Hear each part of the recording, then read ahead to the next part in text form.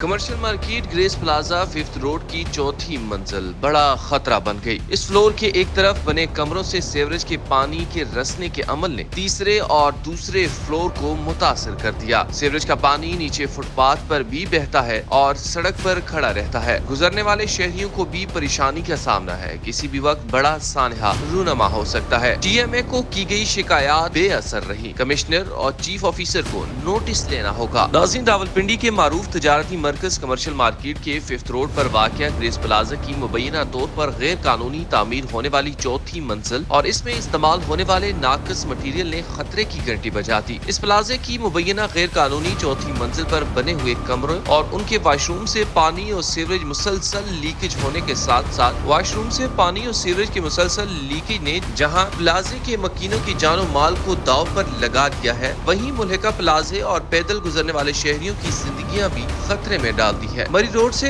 गढ़ी चौक रहमानाबाद से commercial market को जाने वाली सड़क जिसे फिफ्थ रोड करार दिया जाता है, इस सड़क पर दो निजी बैंकों एबीएल और फैसल बैंक के दरमियान में ग्रेस प्लाजा के नाम से एक 4 मंजिला इमारत बनी हुई है, जिसकी बेसमेंट में भी दुकानें कायम है। इस प्लाजे के साथ बने हुए दूसरे प्लाजे भी फैसल बैंक में मौजूद है। दोनों प्लाजों के मुश्तरका दीवार से सीवरेज का पानी मुसलसल बहता रहता है, जिसकी वजह से गुजरने वाले शहरियों के कपड़े खराब हो जाते हैं। इसी तरह इस प्लाजे की चौथी मंजिल के एक तरफ टीन की छतें डालकर फ्लोर बना दिया गया है, जबकि दूसरी तरफ पक्के लेंटर के साथ कमरे बनाए गए हैं। इन कमरों में पहले हॉस्टल कायम था, बाद ये कमरे रिहायशी मकासद के लिए भी इस्तेमाल होते रहे। इन कमरों में बनाए गए वाशरूम्स और किचन वगैरह का गंदा पानी हर वक्त रसता रहता है, जिसने तीसरी और दूसरी और पहली मंजिल के कमरों फ्लैट्स की दीवारों को सेम ज़दा कर दिया है। तीसरे और दूसरे फ्लोर के कमरों और फ्लैट्स का प्लस्तर भी खराब हो चुका है और हर वक्त एक बदबू सी आती रहती है। अहलियान इलाका का कहना है कि ग्रेस प्लाजा की 3 मंजिलों और बेसमेंट का नक्शा